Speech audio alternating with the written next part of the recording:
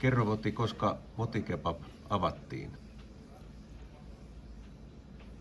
No, firma avattiin, kun oli vuonna 1985, kun oli tehty ensin remontti. Ja mä olin ajoittanut sen niin, että kun mulla alkoi koulusta, tietysti kesäkuun 1. päivä, silloin avattiin.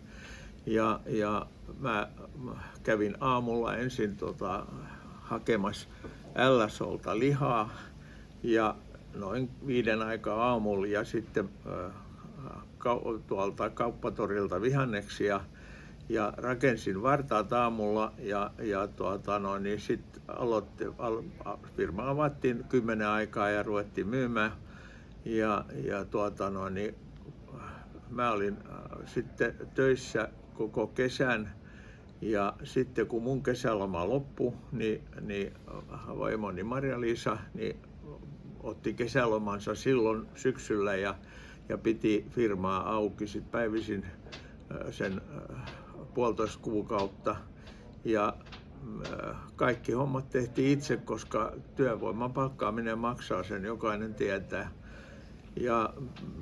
Ja sitten aika pian seuraavan vuoden aikana niin kauppahallin paikka tuli myyntiin. Se oli ensimmäisiä, kun oli Turussa. Niin me ostettiin kauppahalli ja kauppahallin mukana sitten tuli muun muassa tämä kauppahallin perinteinen tämä pippurikastike ja näin